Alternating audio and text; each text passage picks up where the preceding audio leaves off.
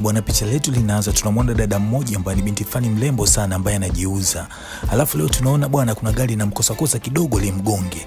Akabaki anashangaa imekuaje. Alafu mwisho wa siku leo ndo kwa mara ya kwanza tunaona bibi akiwa ameanza kujiuza. Huyu bibi bwana jina lake anaitwa Onome. Na huyu mshikaji ambaye alitaka kumgonga bwana jina lake anaitwa Timini.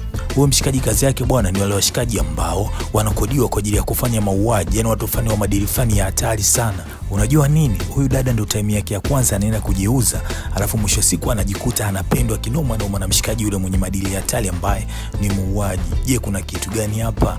Bwana unajua nini? Huko na mchizi wako ambaye ni Meni Palianda. Cha kufanya endelea kusubscribe kwenye hii channel yetu ili tuendelee kwenda pamoja, tuzichape pamoja, tuzikongoli pamoja. Usichomoke mwanangu.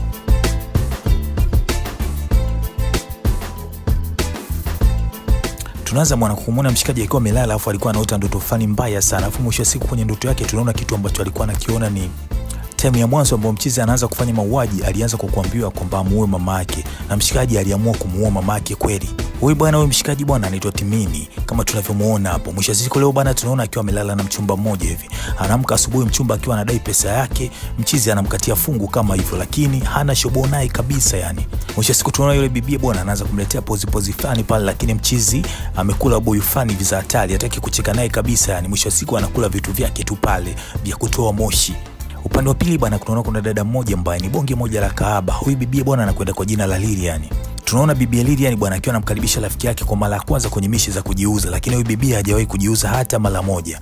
Huyu bibi bwana ambaye anakwenda kwa jina la Onome bwana ndo mara ya kwanza amekuja hapa. Kwa hiyo ni ngoma fulani vimpya ambayo imeingia mjini, hivyo watu wanaitazama kwa jicho fulani hivi. Unajua kitu kipe kikiwa kimefika sehemu bwana, bibi akamwambia tulia hapo, muda si mrefu mambo yatakuwa poa na utapata kitu fulani hivi ambacho utaenda kuanza nacho. Yana anamtafutia dude fulani vile kusepa naye. Tunaona bwana kuna faza mmoja hivi mshuo mmoja bwana akawa tayari ameshanasa kwa Onome. Mwisho siku akana mchana pale Lilian bwana akamfuata bibi na kumwambia kwamba ingia chumbani kule. Bwana Onome bwana hajazoezi misha. Mwisho siku alikuwa anajua sio ni kitu gani kinaendelea. Lilian anamuingiza anajikuta anaingia chumbani kwa mzee. Bwana Onome alivyoingia akamwambia hapana, mimi siwezi kulala na huyu mzee. Mzee akamwambia mimi tayari huko vitu vishawaka moto, nishajiandaa kwa ajili ya show. Bwana Onome kweli akasepa, akabaki Lilian. Mzee akamwambia kwa sababu huyo bibi amegoma na mimi tayari moto umeshawaka Lilian, unakuja kumaliza hii shughuli yangu hapa. Bwana Onome akatoka zake nje. Tunamuona mshikaji yule muuaji bwana akawa amekuja kwa ajili ya kuangalia mali moja hivi kwa ajili ya kwenda kufanya nayo mambo yake. Inaongea kinoma na mshikaji sio mtu wa story sana. Akampiga chini yule bibi akamwambia toka. Hasa time ambapo mshikaji alikuwa anataka kusepa bwana akataka kumgonga na gari. Tunaona Onome bwana akawaka kinoma noma. Huyu jamaa vipi huyu? Akawa amewaka fulani hivi. Baada pale mshikaji alikuwa ameikataa bwana. Mshikaji anafanya mauaji kinoma bwana. Tunamuona akiwa kwenye mauaji yake ni mtu asiyokuwa na huruma kabisa yani. Hasa baada pale bwana tunaona mshikaji akiwa amepata dili jipya kwa ajili ya kwenda kumuua moja wa wanasiasa maarufu sana. Bwana ni mwanasiasa fulani hivi mwenye siasa za uongo sana bwana. Jinsi ambavyo wanasiasa huwa wanafanya pale akala bomba ya kichwa bwana toka kwa mshikaji. Na aliyefanya tukio lile pale mshikaji Timimu. Bwana tunarudi huko bwana tunamwona Onome bwana mamake anaumwa kinoma na anahitaji pesa kwa ajili ya kwenda kufanyia operation. Bana leo ndo day ya kwanza ambayo Onome alikuwa ameenda kwa ajili ya kujiuza. Mwisho wa siku akawa amegoma. Sasa tunaona bibi akawa na mchana bwana, kama umekataa kujiuza kwa yule mzee, utatafuta kazi yoyote ya kufanya ili uweze kuendesha maisha yako. Akamwambia sivyo usepe kwangu. Onome akamwambia kweli bwana nahitaji pesa lakini mimi sijawahi kufanya vitu kama hivi hapa. Bibi akamwambia kwamba yani leo tutaenda mimi na wewe na lazima ujiuze, na kama hutaki kujiuza maana yake ni kwamba utakuwa umejikataa kabisa kwenye anga zangu mimi. Leo bwana tunaona mshikaji bwana akiwa amepata dile fani vya kwenda kumuua jamaa mmoja hivi maarufu lakini ana ushangingi fulani hivi. Lakini time ile tunaona mshikaji bwana akawa amepata kumbukumbu fulani hivi, akawa anakumbuka vitu fulani vya nyuma. Tunaona time ambapo mchizi alikuwa mdogo na anaanza hizimishe bwana, aliambiwa kwamba amuue mamake na mtu wa kwanza kumuua alikuwa ni mamake. Kwa hiyo ni kumbukumbu fulani ambayo imekuwa ikijirudia kwenye kichwa chake na inamtesa kinoma. Basi ile kumbukumbu bwana inamnyanyasa kinoma. Mshikaji anakumbuka vibaya sana, lakini akikumbuka kwamba mtu ambaye alimfanya akaanza kufanya mauaji yale na kumuingiza kwenye situation alikuwa ni mzee mmoja hivi ambaye pia alikuwa ni mafia. So mara nyingi sana hii situation huwa inamtokea mchizi Timimu bwana, anawaza sana. Kwa time hii hapa anakosa kabisa mzuka na kuamua kunyanyuka zake atisa aende sehemu akapate kinywaji kidogo kuweka akili yake sawa. Huko kitani bwana tunaona tena Onome bwana akiwa ameletwa na rafiki yake Lilian, anaambiwa tena kwa siku ya leo ahakikisha kwamba anajiuza. Tunaona Onome bwana alikuwa muoga na ogopa kinoma yani, lakini mwisho wa siku tunamwona akiwa ameenda kukaa kabisa na yule mshikaji wetu ambaye ni muuaji. Tunaona bwana mshikaji akawa anauliza unatumia kinywaji gani? Bibi akamwambia kwamba mimi natumia juisi tu. Rafiki yake akamwambia lete vitu vikali vikali hapa bwana tugonge.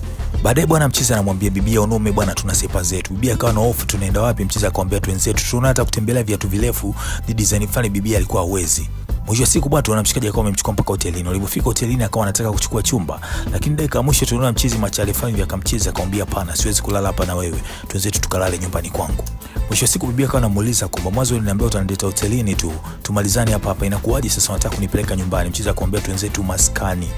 Dakika mwisho mshikaji akawa amefika naye mpaka maskani kwake bwana. Bibia amefika akawa anashangaa, anapatazama kwa umakini sana pale maskani kwa mshikaji. Bwana bibia akiwa anaoga bwana akawa anaapa kabisa, leo ni mara yangu ya kwanza na mara ya mwisho kujiuza. Kama atapata pesa nitakwenda kumtibu mzazi wangu, na kama atapata nafuu itakuwa mara yangu ya kwanza na ya mwisho mimi kujiuza. Yaani na pia sitoruka debe tena na mtu yoyote kwa sababu hizi sio pigo zangu, nafanya ile basi tu. Bana time ya night ile pale bana mshikaji akanyanyuka zake akaenda kuendelea kufanya mauaji yake kama kawaida yake. Sasa yule bibia ananyanyuka zake, anaingia sebuleni kumtazama mchizi, anaona mchizi hayupo. Akawa anajiuliza huyu mchizi ameenda wapi? Huku tunamuona mshikaji bwana akiwa pande zake za mauaji, yani pande zake za kujidai, anaendeleza ukatili wake kinoma noma.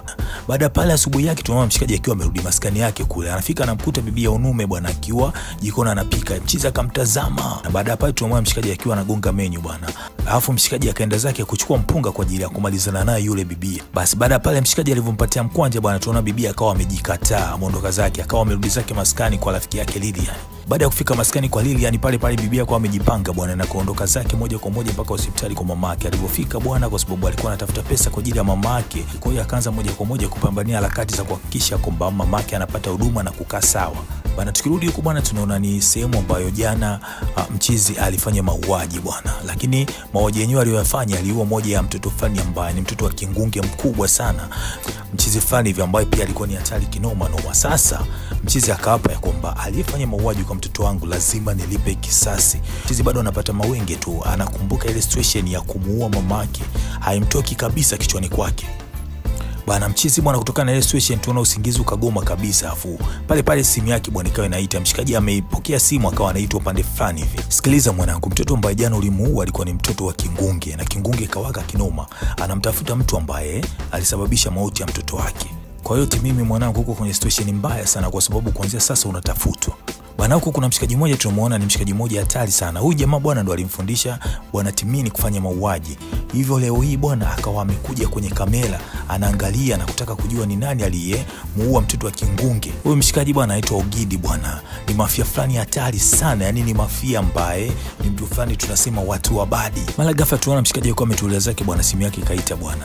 Ni yule bibie bwana alikuwa amemkumbuka mchizi na kumpigia kwamba anaenda kumtembelea. Bwana mchizi Timini bwana akawa anachukulia kwamba huyu bibie anajiuza, lakini huyu bibia alivyofika bwana kumbe ndo mara yake ya kwanza kabisa kujiuza.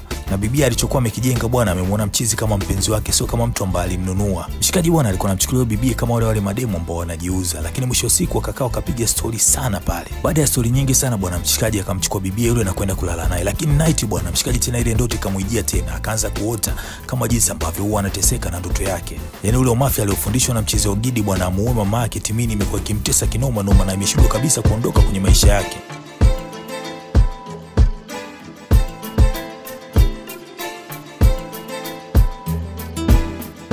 Baada pale bwana kesho yake bwana mahaba ikawa imeanza. Mahaba yamekuwa ya moto kinoma nomani, wanapika pamoja, wanapakua pamoja, wanafly na kupiga story pamoja. Yaani mahaba yalikuwa yameshaanza kunoga vibaya sana. Baadaye tunamuona bibie bwana akiwa amerejea kwa rafiki yake Lilian bwana, wamefika wakawa wanagonga mvinyo huko akiwa anapiga story fulani hivi huko akiwa anafly kuona kwamba rafiki yake sasa anaweza kujiuza.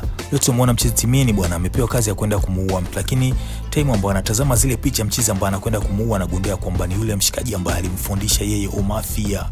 Hivyo mchizi akawa amepagawa kuona picha zake ndo amepewa pale. Sasa leo tunamuona huko Digi bwana naye pia anamtafuta kinoma Timini kwa sababu alifanikiwa kumuua mtoto wa rafiki yake ambaye ni kingunge. Hivyo mchizi anamtafuta Timini ili amalizane naye.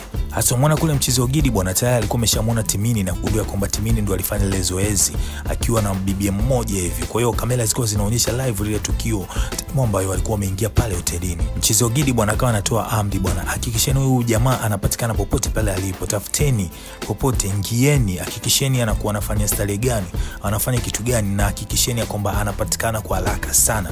Yani mimi ndo nimemfundisha mbinu zote, afu mwisho wa siku leo ananiletea pigo za kishamba. Sasa leo atanijua mimi ni nani.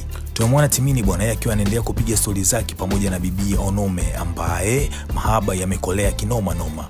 Bwana baadaye wakawa wamekutana bwana. Mwisho wa siku bibi alikuwa anaongea na simu mchizi akiwa anaingia. Akawa anamuuliza kwamba nataka kujua ni mwanaume gani ambaye alikuwa anazungumza naye hapo. Timini akawa anamwambia Onome kwamba wewe ni malaya, tunaota kwa ni kahaba, tunandubana unazungumza na wanaume ovyo. Tunaona mchizi bwana akawa anamchukulia bibi ni malaya vile vile kwa sababu amemfuma kwamba anazungumza na mwanaume mwingine. Tunaona bibi akawa anamwambia bwana mimi ni rafiki yangu tu. Pale ugomvi ulikuwa mkubwa sana. Mwisho wa siku bibi akaona isiwe noma bwana, akaamua kujikataa zake. Tema ambayo Onome anatoka zake pale bwana, tunaona kuna watu ambao walikuwa tayari wameshatumwa kwa ajili ya kumchunguza mchizi. Mlinzi bwana akapigwa shaba pale na kufa. Washikaji bwana walikuwa wanamuinda Timini. Baada ya pale bwana mchizi wake akaja bwana akamwambia sikiliza, mwalimu wako yule teacher ambaye alikufundisha kazi anakutafuta kinoma noma ili akuue na anakutafuta wewe pamoja na mpenzi wako ili awamalize.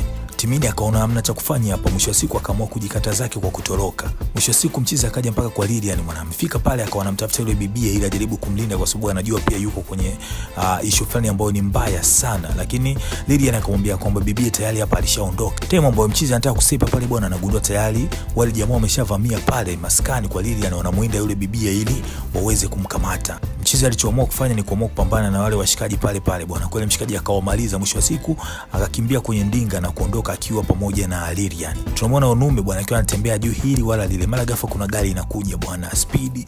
Washikaji wamefika pale wakashuka na kumteka Onome na kusepa naye. Moja kwa moja washikaji walikuwa wanajua kwamba wakimteka Onome ni rahisi sana kumkamata yule mchizi. Tunamwona Ogidi bwana anampigia Timimi simu bwana kumwambia kwamba ulijifanya mjanja. Anamwambia ulijifanya mjanja lakini tayari demu wako yuko mikononi mwangu kuanzia sasa. Mwisho wa siku mshikaji bwana akarudi maskani na kujikoki kinoma noma, akaweka mashine zote za kazi tayari kwa ajili ya kwenda kupambana na kuhakikisha kwamba anamkomboa mpenzi wake Onome. Tunaona mshikaji bwana akiwa anatembeza bomba kinoma noma na kuwadhibiti kinoma noma walinzi wa yule mchizi ambaye ni mafia. Tunaona mchizi bwana akiwa anatembeza bomba kinoma noma bwana anapambana na wale walinzi wa mshikaji Ogidi. Mwisho wa siku bwana Timini bwana kwenye mapambano yake bwana akawa amenaswa.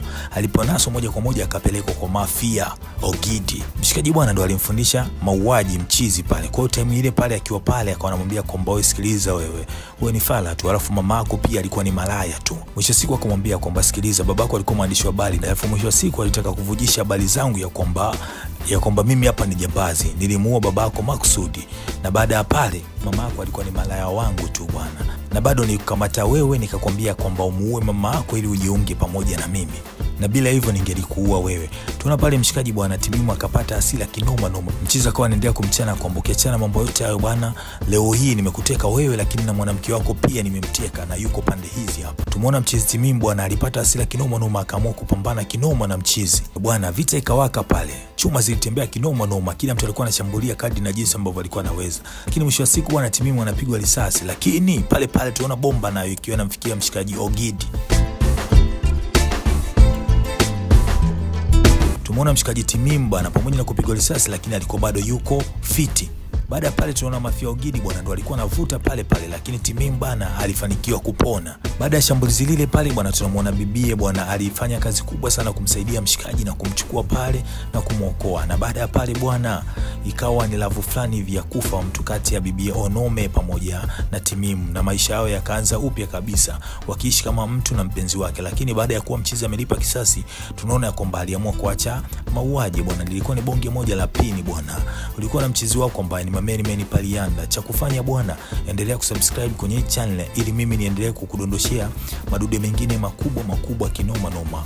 Ukibonyeza na kengele tena itakuwa vema sana kwa sababu utakuwa mtu wa kwanza kupata kila kile ambacho mimi nakuwa na kidondosha. Bwana usichomoke, usiondoke.